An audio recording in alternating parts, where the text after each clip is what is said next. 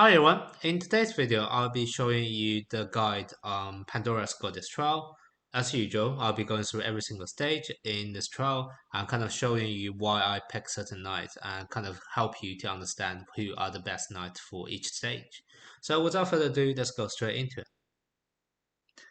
For mirror stage, you will notice the enemy has four water knights, so quite obviously you want to go for elemental advantage by bringing some earth knights here. So that's kind of exactly why I went with this team with literally four earth knights and plus Pandora. This also lets you get the maximum stats bonus, so this should be a very good formation for this stage.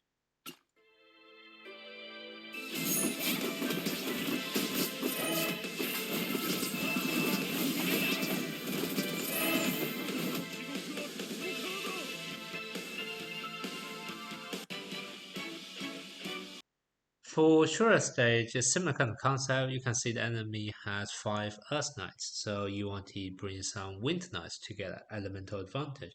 That's kind of once again what I'm going for here. I also decided to bring in Sorrento because Sorrento is very oppressive once he starts releasing his ultimate, so that kind of goes in with the synergy for the rest of the team here.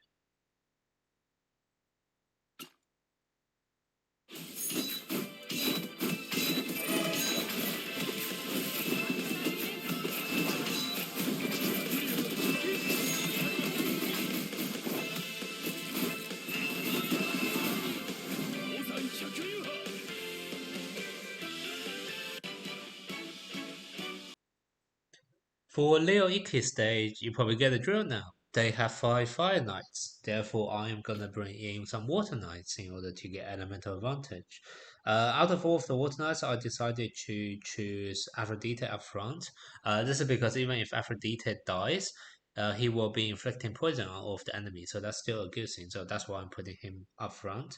And I don't need to worry too much about him dying early because I have Moses, who is going to reduce how much damage the whole team is going to take at the start of the battle. So this is going to work very well with each other.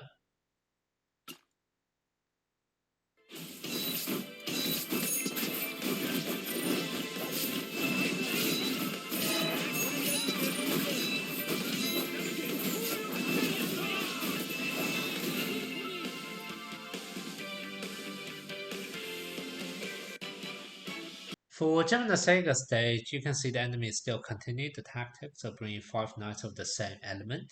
However, this time it's a bit trickier because they have four light characters. Light is slightly trickier because if you look at the elemental advantage, the one who can deal more damage to light characters are dark, but they also receive more damage back. So it's almost like a double-edged sword. If we look at the enemy formation, you can realize, first of all, the four light characters are really strong characters by themselves. So this is a quite difficult stage. You may need to try a few times. But the other thing is that all four of them kind of gets stronger as the battle goes on. You have your Gemini Sega, who kind of get really strong kind of from the 14 seconds onward, because from 14 seconds onwards, he is going to first release his meteorite to cut off the enemy HP by half. Then he will probably be releasing his ultimate to stun everyone, etc. And then he just gets stronger anyway, naturally through his passive as the battle goes on. So, that's quite worrying. Then you have Sorrento. Sorrento, similar kind of thing. Once he releases his ultimate, he's going to suppress everyone's Cosmo. I'm going to make it really hard for you to release your ultimate.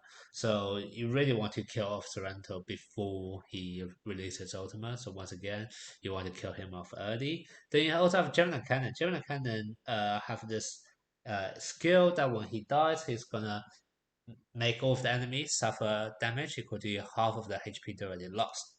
Now, if the battle goes on for a long time, then it's more likely your knights have suffered a lot more damage, and therefore you're going to suffer even more when he dies. So once again, Gemini Cannon, you really want to kill him off early.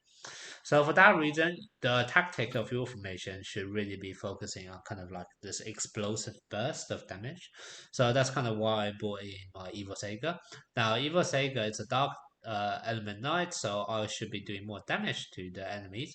And because I am protecting my Evil Sega at the back, I don't need to worry about him taking too much damage back as a result. Um, he is really explosive at the start of the battle, which is kind of exactly the tactic I need. I then decided to also place Aphrodite up front because Aphrodite is going to poison everyone who attack into him.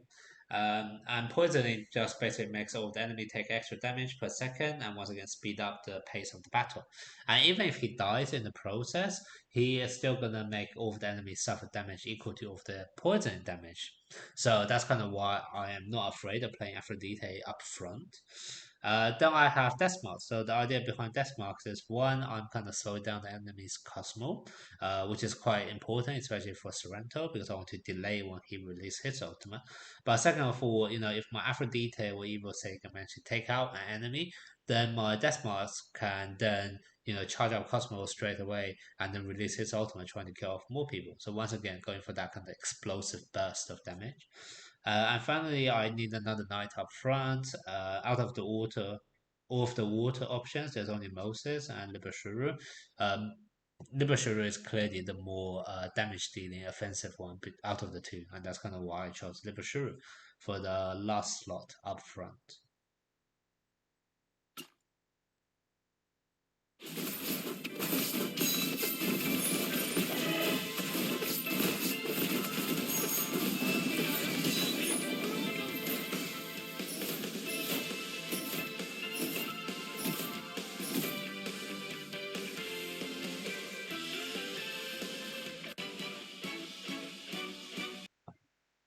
For Kraskuga stage, you will notice once again the enemy has five knights of the same element, this time being wind.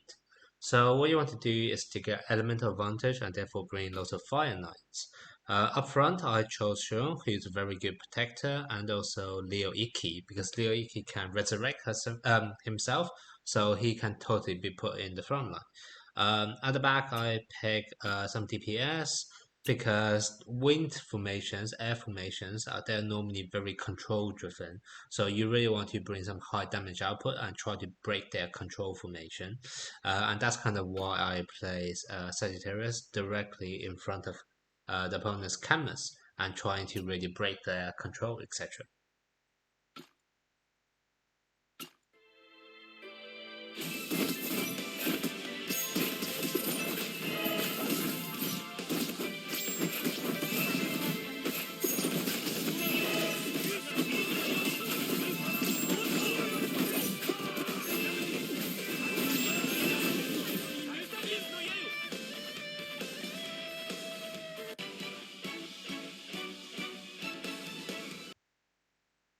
For Evil Sega stage, who would guess, right? They picked once again five knights of the same elements. So this time it's very much a wind-driven formation.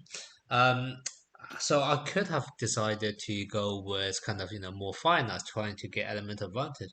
But what I noticed is they have this unbeatable duo of Sagittarius Seiya and Virgo Shun, and it'd be a waste of not using them. So that's kind of why I decided to put those two in the formation. Now, with those two, the kind of the strategy is trying to deal as much damage as possible up front. So for that, I kind of went for a rainbow formation to give me the maximum attacking boost. So with that in my head, if you actually look at the remaining box, there's no wind knight, so that basically means in order to get a rainbow, I have to pick one light and one water. The water knight, because I also need to put them up front, so the water knight very naturally is going to be Libra. And for the light formation, for the light position, I picked Gemini Cannon because he would be a slightly better suited up front rather than Shaka. Because even if Gemini Cannon dies, I'm still gonna summon this meteorite to deal a lot of damage based on how much HP the enemy have already lost. And remember, I am starting off with my Saito and Virgo Shun, so by default, the enemy would have lost a lot of HP. So even if Gemini Cannon dies, I'm absolutely okay with that.